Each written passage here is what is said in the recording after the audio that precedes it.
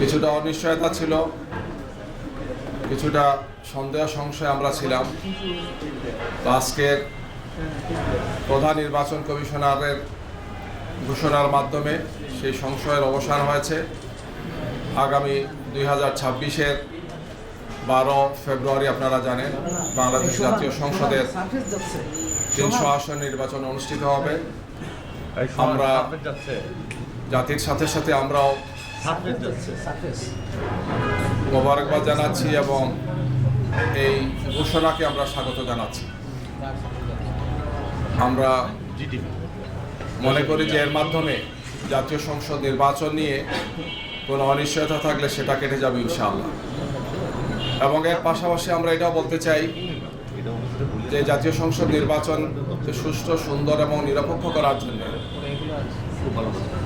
অনেকগুলো গুরু দায়িত্ব নির্বাচন কমিশনকে পালন করতে হবে। আমরা সে সমস্ত বিষয় নির্বাচন কমিশনকে আমরা অবহিত করেছি। আমরা আশা করব যে তারা সেই সমস্ত গুরুত্বপূর্ণ দায়িত্বগুলো পালন করবে।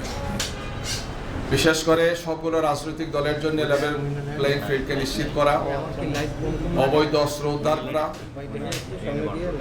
এবং জাতীয় সংসদ নির্বাচনকে অর্থবহ করার জন্যে প্রশাসনিক এবং অন্যান্য যতগুলো দায়িত্ব আছে এই সবগুলো দায়িত্ব পালনে তারা সর্বোচ্চ দায়িত্বশীলতার পরিচয় দিয়ে তারা দায়িত্ব পালন করবে। এক্ষেত্রে কোনো ধরনের কোনো দুর্বলতা আমরা আশা করব না, যাতে জাতির উদ্বেগ বা উৎকণ্ঠার কোনো জন্ম হয়। আমরা প্রত্যাশা করব যে সুষ্ঠু, সুন্দর, গ্রহণযোগ্য নির্বাচনের জন্য একটি সুন্দর সুষ্ঠু নির্বাচনকে নিশ্চিত করার জন্য লেভেল প্লেইং ফিল্ডকে তারা নিশ্চিত করবে এবং এই বিষয়ে সর্বোচ্চ ভূমিকা পালন করার জন্য যেহেতু নির্বাচন কমিশন শিডিউল ঘোষণা করেছেন, তাদের উপর এখন সর্বোচ্চ দায়িত্বটা এসেছে গিয়ে এখন থেকে তারা সেই ভূমিকাটি পালন করবেন, আমরা সেটা প্রত্যাশা করছি। আমাদের শীর্ষ নেতৃবৃন্দ, আপনারা জানেন যে আমরা 8 দল একসাথে আন্দোলন করছি। আমাদের এছাড়াও আরও যে সমস্ত বক্তব্যগুলো আছে আমরা 8 দলের শীর্ষ নেতৃবৃন্দের পক্ষ থেকে বিস্তারিত পর্যালোচনা করে আমরা আপনাদের সামনে সেটিও পেশ করব ইনশাআল্লাহ। আমরা ত্রয়োদশ জাতীয় সংসদ নির্বাচনের এই শিডিউলকে আমরা স্বাগত জানাচ্ছি এবং আমি আবারও আশাবাদ ব্যক্ত করছি আমরা সবাই যে নির্বাচনকে সুষ্ঠু, সুন্দর, গ্রহণযোগ্য করার জন্য নির্বাচন কমিশনের উপর যে দায়িত্ব, সে দায়িত্ব পালনে তারা সর্বোচ্চ দায়িত্বশীলতার ভূমিকা তারা পালন করবেন। কোনো ধরনের কোনো দুর্বলতা, ত্রুটি, বিচ্যুতি যাতে না থাকে আমরা সেটা প্রত্যাশা করি।